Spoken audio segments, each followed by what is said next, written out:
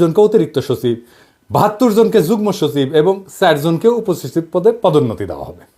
এবং এই ভূতাপেক্ষা পদোন্নতি দেওয়া হবে। এবং এই ভূতাপেক্ষা এই সরকারকে যে কি করা দরকার মাঝে মাঝে বুঝতে পারি না। মাঝে মাঝে কথা বলেও আমাদের সাথে, শোনেও কথা।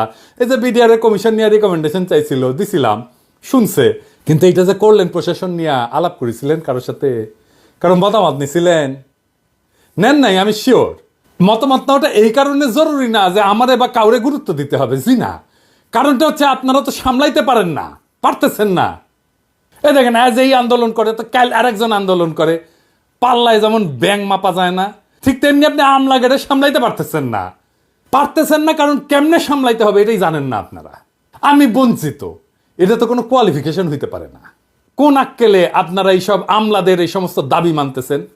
কোন আক্কেলে এই দুঃসময়ে আপনি 42 কোটি টাকার বরাদ্দ দিতেছেন এইগুলোর জন্য? এই আমলাতন্ত্রের কোনো নৈতিক অধিকার আছে বিপ্লবোত্তর সরকারের কাছে কিছু চাওয়ার? বিন্দুমাত্র অধিকার নাই। এই কথা বলতে পারেন না কেন আপনারা? এই ব্যুরোক্রেসি হাসিনার টিকায় রাখছে না? হাসিনার নির্বাচন এরা করছে না? 2014 নির্বাচন, 2018 নির্বাচন, এমনকি 2024 নির্বাচনে যারা ডিসি ছিল, যারা ইউএনএ ছিল, যারা এসপি ছিল, তারা আছে না? পুরা ব্যুরোক্রেসির পাশায় লাথি দিয়ে বের করে দিলে কি সমস্যা হইতো? কিছু হইতো না। আওয়ামী লীগের আন্দোলনে জনতার মঞ্চ কইরা মহিউদ্দিন খান আলমগীরের নেতৃত্বে নামে আসছিল না আমলারা, করেছিল না জনতার মঞ্চ। কামটা ভালো হয়েছিল না খারাপ হয়েছিল সেটা ভিন্ন আলাপ, কিন্তু নাম ছিল তো আওয়ামী লীগের লোকেরা।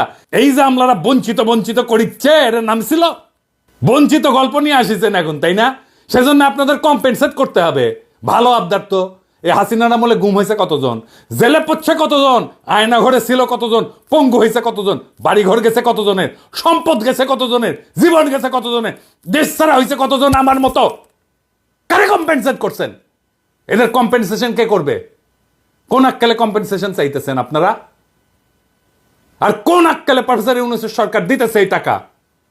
শহীদ পরিবারকে প্রতিশ্রুত 30 লাখ টাকা দিতে পারে নাই, আহতদের সুচিকিৎসা করতে পারে নাই, পুনর্বাসন তো দূরের কথা। আর এই আমলাদের টাকা দিতেছেন 42 কোটি টাকা। টাকা কি খোলাম কুচি? এই আমলারা আবার নিতেছে হ্যাংলার মতো। লজ্জাও লাগে না আপনাকে? চিনেছেন সারা জীবন ঘুষের টাকা গোনা, আর লোভ ছাড়া তো কোনো বৈশিষ্ট্য নাই রে ভাই আপনাদের। কোন সরকারি কর্মচারীদের যদি সত্যিই কম্পেনসেট করতে হয়, তাইলে সেটা সামরিক বাহিনীকে করতে হবে। সামরিক বাহিনীর নির্যাতিত, বঞ্চিত, চাকরিচ্যুত অফিসার সৈনিকেরা এই লড়াইয়ে ছিল, ভূমিকা রাখছে যে যার অবস্থানে থেকে।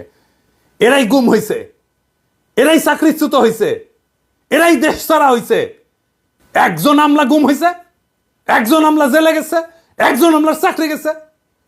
এরা দেশে বিদেশে থেকে বিরচিত ভূমিকা রাখছে। শুধু তারাই না, তাদের পরিবার নিয়ে ডিএইচএস এ মিছিল করেছে। সাবেক আর্মি চিফ সহ সিনিয়র অফিসাররা প্রকাশ্যে মিটিং করেছে, বিবৃতি দিছে, সমাবেশ করছে। দেখেন ইকবাল করিম ভুইয়া কি কইতেছেন। 4ই আগস্টের কথা এটা। দেশের নীতি নির্ধারকরা যদি বিবেক, বুদ্ধি ও হৃদয়হীন হয়ে না পড়তেন, তাহলে গত কয়েক সপ্তাহে বাংলাদেশের ইতিহাসের সবচেয়ে বড়, করুণ ও মর্মান্তিক এই হত্যাকাণ্ড সমূহের ঘটনাগুলো ঘটত না। সুস্থ মস্তিষ্কের কোনো বিবেকবান মানুষের পক্ষে দেশে এমন একটা যুদ্ধ পরিস্থিতি মেনে নেওয়া সম্ভব না।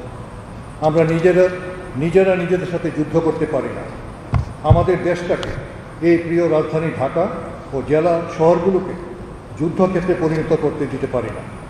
তাই আজ এখানে দাঁড়িয়ে ব্যর্থহীন ভাষায় বলছি, ইনশাল্লাহ তা আমরা করতে দেব না। সকল শ্রেণী ও পেশার মানুষকে সাথে নিয়ে ঐক্যবদ্ধভাবে শান্তি প্রচেষ্টায় সচেষ্ট থাকবে। এই জনপ্রিয় সাবেক সেনা প্রধানকে আমাদের সবার কৃতজ্ঞতা জানানো উচিত। আসলে আমরা এতক্ষণ ধরে পিনাকি দাদার যে আলোচনা শুনলাম সেটা সত্যি অসাধারণ। আসলে আমলাদের ব্যাপারে দাদার যে গুরুত্বপূর্ণ মতামত দিয়েছেন সেটা সত্যি অসাধারণ, সত্যি। ওকে, আজকে পর্যন্ত। নেক্সট আরও সমসাময়িক কোনো বিষয় নিয়ে আমরা আলোচনা করব। আল্লাহ হাফেজ।